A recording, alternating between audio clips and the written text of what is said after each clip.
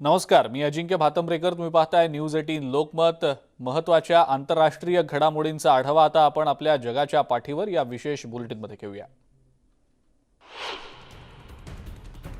अमेरिकेमध्ये कोरोना रुग्णांची संख्या 4,15,30,000 पोहोचलेली आहे, तर मृत्यू झालेल्यांची संख्या 6,66,579 इतकी झालेली आहे. जॉन हॉपकिन्स युनिव्हर्सिटीच्या CSSEने ही माहिती दिलेली आहे. जगात कोरोना रुग्ण आणि मृत्यू संख्येत अमेरिका अजूनही पहिल्या क्रमांकावर आहे. टेक्सासमध्ये 0 ते 17 वर्ष वयोगटातली मुलं हॉस्पिटलमध्ये दाखल होणाऱ्यांच्या संख्येत दुपटीनं वाढ झाली आहे. 100हून जास्त कर्मचारी असल्यास त्या कंपनीचे कर्मचारी आणि मालकांसाठी लसीकरण बंधनकारक करण्यात आल्याची घोषणा अमेरिकेचे राष्ट्राध्यक्ष जो बायडन यांनी केलेली आहे. लसीकरण न केल्यास दर आठवड्याला कोरोना टेस्ट करणं बंधनकारक आहे. लसीकरणातनं सूट मिळवण्यासाठी वापरण्यात येणारं धार्मिक कारण आता अमेरिकेत मोठी पळवाट बनलंय. अमेरिकेत 100 कर्मचारी पेरोलवर असलेल्या कंपनीतले कर्मचारी आणि मालकांना लसीकरण बंधनकारक करण्यात आलेलं आहे. अशा वेळेला तर धार्मिक कारण देऊन सर्रास पळवाट शोधली जाते. अल्पसंख्याक अमेरिकन नागरिक हे कारण वापरतील हे अमेरिकन प्रशासनाला मान्य आहे, पण लसीकरणातील अगदी थोडीशी प्रगती सुद्धा अनेकांचे प्राण वाचवू शकते. नेमक्या किती कर्मचाऱ्यांनी धार्मिक कारण दिलं याची नेमकी माहिती उपलब्ध नाही. ऑस्ट्रेलियाच्या न्यू साऊथ वेल्समध्ये नवीन रुग्ण आढळल्यानं पुन्हा एकदा लॉकडाऊन करण्यात आलेला आहे. लिस्मोर आणि अल्बरीच्या स्थानिक भाग 7 दिवसांसाठी पूर्णपणे बंद ठेवण्यात येणार आहे. गेल्याच आठवड्यात या दोन्ही ठिकाणचे निर्बंध उठवले गेलेले होते. न्यू साऊथ वेल्समध्ये 24 तासात 1,351 स्थानिक संक्रमित रुग्ण आढळले, तर 12 रुग्णांचा मृत्यू झालाय. तर व्हिक्टोरिया राज्यात 514 रुग्ण आढळले. तब्बल 17 महिन्यानंतर पेरू या देशात लहान मुलं शाळेत जायला सुरुवात झाली आहे. शिक्षण विभागानं सुरुवातीच्या टप्प्यात 16 खासगी शाळांची निवड केली, ज्यामुळे 4 तासांच्या अंतरानं 2 दिवसांच्या वर्गात वैयक्तिक शिक्षण घेता येतं. शाळा सुरू करण्याच्या विषयावरून संमिश्र प्रतिक्रिया उमटतायत. काही पालकांनी या निर्णयाचा निषेध केला आणि विद्यार्थ्यांसाठी हे घातक ठरू शकतं असं मतही व्यक्त केलं. स्लोवाकियामध्ये लसीकरण विरोधी शेकडो आंदोलकांनी संसदेच्या इमारतीबाहेर आंदोलनं केली.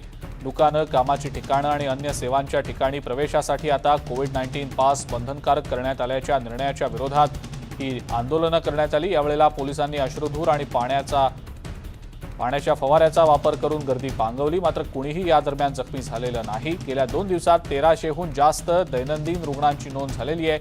आपत्कालीन वैद्यकीय सेवा सोडून आरोग्य सेवेसाठी सुद्धा पास बंधनकारक करण्यात आलेला आहे. शाळा आणि विद्यापीठांसाठी धोरणांबाबतच्या कोरोनाच्या संदर्भात सरकारनं काढलेल्या नवीन नियमांच्या विरोधात विद्यार्थी आणि शिक्षकांनी ग्रीसच्या अथेन्समध्ये मोर्चा काढला. शाळा विद्यापीठात प्रवेशासाठी हजारो विद्यार्थ्यांना कोरोना टेस्ट निगेटिव्ह आल्याचा रिपोर्ट किंवा लसीकरण केल्याचा पुरावा सादर करावा लागणार आहे. गेल्या 6 महिन्यात कोरोनातनं बरे झाल्याचा पुरावा दाखवायलाही परवानगी आहे. तर लसीकरण न केलेल्या सर्व कर्मचाऱ्यांना सरकारनं गेल्या आठवड्यापासून लसीकरण बंधनकारक केलंय. खासगी आणि सरकारी कार्यालयातल्या कर्मचाऱ्यांना एकतर लसीकरण केल्याचं सर्टिफिकेट सादर करा किंवा दर आठवड्याला टेस्ट करा असा नियम लावण्यात आलेला आहे. अमेरिकन रॅपर निकी मिनाजनं कोरोनाच्या संदर्भात केलेल्या ट्विटमुळे मोठा संभ्रम निर्माण झाल्याचा आरोप ब्रिटनच्या मुख्य आरोग्य अधिकाऱ्यांनी केलेला होता. याच मुद्द्यावर व्हाईट हाऊसकडून निकी मिनाजच्या सगळ्या प्रश्नांची उत्तरं बायडन प्रशासनातले डॉक्टर देतील असं सांगण्यात आलं. अशा अफवा, गैरसमजांसंदर्भात आम्ही अनेक जणांना जनसंपर्क मोहिमांच्या माध्यमातून उत्तरं दिलेली आहेत असंही व्हाईट हाऊसकडून सांगितलं गेलंय. दरम्यान मला व्हाईट हाऊसमध्ये बोलावल्याचं ट्विट मिनाजनं केलं, पण त्यावर तिला केवळ फोन करणार असल्याचं स्पष्टीकरण व्हाईट हाऊसकडनं देण्यात आलेलं आहे. लसीकरणामुळे नपुंसकत्व येतं अशा आशयाची गोष्ट तिनं ट्विटरवर शेअर केली होती आणि त्यानंतर हा सगळा वाद सुरू झाला. ह्यूस्टनमधील निकोलस चक्रीवादळाचा वेग आता मंदावलाय. याआधी चक्रीवादळामुळे भूस्खलन झालं होतं आणि त्यामुळे जवळपास 5 लाख घरं आणि उद्योग व्यवसायांची वीज खंडित झालेली होती. निकोलसमुळे येत्या काही दिवसात महापूर येऊ शकतो असा इशारा हवामान तज्ज्ञांनी दिलेला आहे. मात्र सध्या तरी यामुळे कोणतीही जीवितहानी झालेली नसल्याचं महापौर सिल्व्हेस्टर टर्नर यांनी सांगितलेलं आहे. निकोलस टेक्सास समुद्र किनाऱ्याला चक्रीवादळाच्या रूपात धडकला आणि त्यामुळे तुफान पाऊस पडला. मॅटागॉर्डा पेनिन्सुलाच्या पूर्व भागात भरपूर पावसामुळे भूस्खलनही झालं. ह्यूस्टनमध्ये 6 इंच पाऊस पडल्याची माहिती महापौरांनी दिली. हार्वे या चक्रीवादळाच्या वेळेस सुद्धा असाच पाऊस झालेला होता. 2021च्या अटलांटिक चक्रीवादळातील नाव देण्यात आलेलं निकोलस हे 14वं चक्रीवादळ आहे. निकोलस चक्रीवादळाचा वेग टेक्सास आणि ल्युइसियानाच्या वायव्येकडे आता मंदावलाय. त्याआधी वादळामुळे जवळपास 5 लाख घरं आणि उद्योग व्यवसायांचा वीज पुरवठा खंडित झालेला होता. या वादळामुळे दक्षिणेकडे पूर येण्याचा इशाराही देण्यात आलेला आहे. आयडा चक्रीवादळामुळे झालेलं नुकसान भरून काढणं आता निकोलस चक्रीवादळ आल्यामुळे आणखी कठीण झाल्याचं लुइसियानाचे गव्हर्नर जॉन बेल एडवर्ड्स यांनी म्हटलेलं आहे. संपूर्ण राज्यभरात या वादळाचा फटका बसेल अशी शक्यता त्यांनी व्यक्त केलेली आहे. त्यामुळे या आठवड्याअखेर लुइसियानामध्ये पाऊस येऊ शकतो असंही त्यांनी म्हटलंय. आयडामुळे फटका बसल्यानं जवळपास 95,000 लोकांचा खंडित झालेला वीज पुरवठा अजूनही पूर्ववत झालेला नाही. आता परत जर वादळ आलं तर काही ठिकाणी पूर्ववत झालेला वीज पुरवठाही खंडित होऊ शकेल अशी भीती व्यक्त होतीये. आयडा चक्रीवादळानंतर निकोलस वादळाचा नागरिकांना सामना करावा लागतोय. लुइसियानातल्या घरांवरचं छप्पर उडून गेलंय. एका इमारतीला आयडा चक्रीवादळामुळे भगदाड पडलेलं होतं. त्यामुळे साठवलेल्या मालाचं नुकसान झालेलं होतं.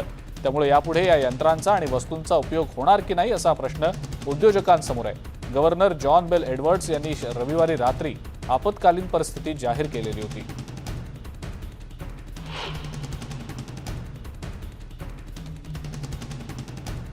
ऑकस या नव्या कराराबद्दल जपाननं प्रतिक्रिया दिलेली आहे. अमेरिका, ब्रिटन आणि ऑस्ट्रेलियातील ही युती आंतरराष्ट्रीय सहकार्याचा एक महत्त्वाचा भाग आहे असं जपानचे मुख्य कॅबिनेट सेक्रेटरी कात्सुनोबू काटो यांनी म्हटलंय. या प्रदेशातील शांतता आणि सुरक्षेसाठी हा करार महत्त्वाचा आहे. या प्रदेशांशी सहकार्य करण्यासाठी जपान उत्सुक आहे आणि इंडो पॅसिफिक प्रदेशातील मुक्त वातावरणासाठी सारख्या विचारांचे देश एकत्र आल्याबद्दल त्यांनी आनंदही व्यक्त केला आहे.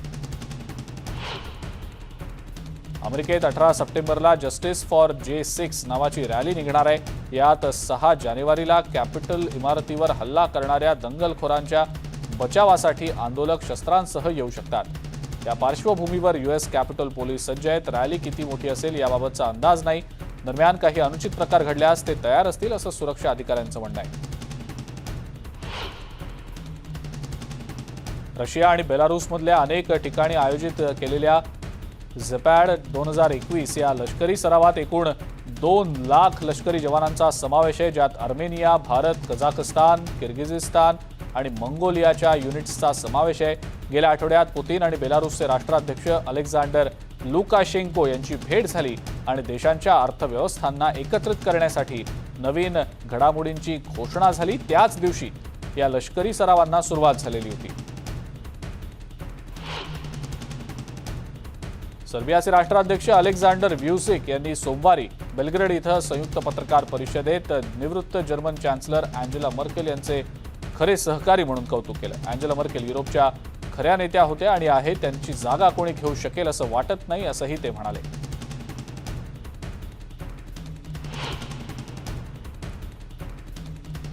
जर्मनीच्या चान्सलर अँजेला मर्केल यांनी बाल्कन राज्यांच्या दौऱ्याचा भाग म्हणून मंगळवारी तिराना इथं अल्बेनियन पंतप्रधान A.D. रामा यांची भेट घेतली आहे.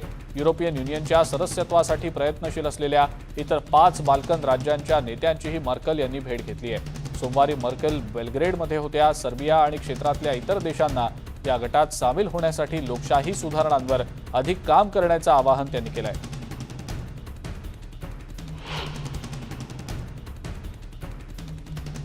गर्भपाताच्या कायद्यासंदर्भात या कायद्याला विरोध करणाऱ्या आंदोलकांनी सोमवारी मेक्सिकोच्या सुप्रीम कोर्टाबाहेर निदर्शनं केली. तर न्यायाधीशांनी गर्भपाताच्या हक्कांवर आठवडाभर सुनावणी देखील केली.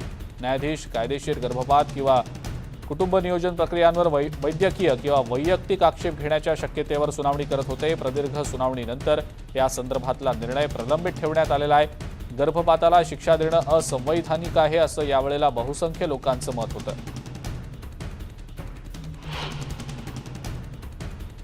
कोलंबियाच्या किनारपट्टीवरील शहर निकोक्लीच्या महापौरांनी सोमवारी म्हटलंय की पनामा कालव्याच्या वाहतुकीवर निर्बंध घालणं आवश्यक आहे. या बंदरानं गेल्या काही काळात सुमारे 15,000 निर्वासितांना आधार देण्यात आलाय. अमेरिका गाठण्याच्या आशेनं हजारो लोक, मुख्यतः हैतियन्स, पनामाच्या सीमेवर निकोक्लीपासून छोट्या बोटींच्या सहाय्यानं कोलंबियात प्रवेश करण्याचा प्रयत्न करतायत. यामध्ये लहान मुलं आणि महिलांचं प्रमाण लक्षणीय आहे.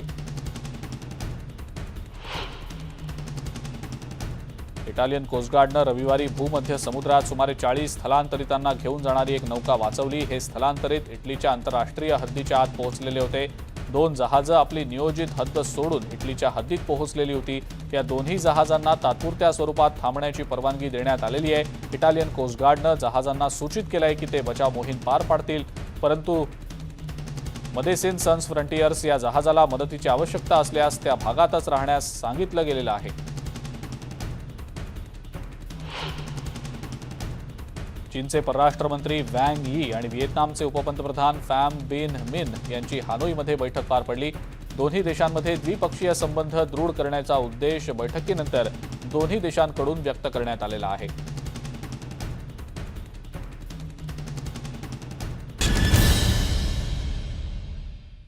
ब्रेकनंतर जगाच्या पाठीवर मध्ये आपण इतरही काही आंतरराष्ट्रीय घडामोडींचा आढावा घेऊया।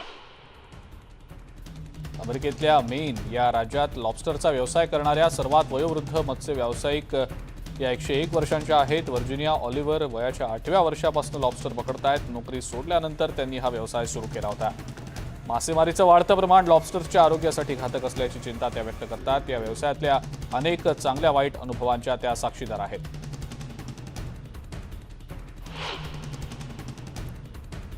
इलॉन मस्क यांच्या स्पेसएक्सने इतिहास रचलाय। अवकाश पर्यटनाला अखेर सुरुवात झाली। 4 नागरिक इन्स्पिरेशन 4 रॉकेटमधून 3 दिवसांच्या अंतराळ सफरीसाठी रवाना झालेले आहेत। 78व्या आंतरराष्ट्रीय चित्रपट महोत्सवात हॅपनिंग सिनेमाला गोल्डन लायन सन्मान लाभलेला आहे। फ्रान्सच्या कॉलेजमधल्या एक मुलगी गरोदर असताना आलेल्या अनुभवांवर हा सिनेमा बेतलेला आहे।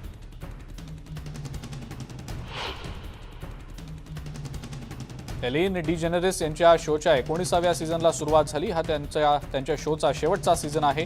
2003 मध्ये त्यांच्या शोमध्ये सर्वप्रथम जेनिफर ॲनिस्टन ही पहिली पाहुणी आलेली होती। आता शेवटच्या आणि फेअरवेल सीझनमध्ये सुद्धा जेनिफर आलेली होती। हा शो संपत असल्यानं जेनिफर भावूक झाली होती।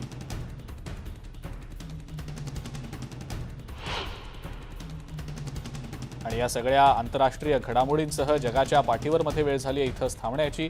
ताज्या बातम्या आणि अपडेट्ससाठी बघत राहा फक्त न्यूज 18 लोकमत।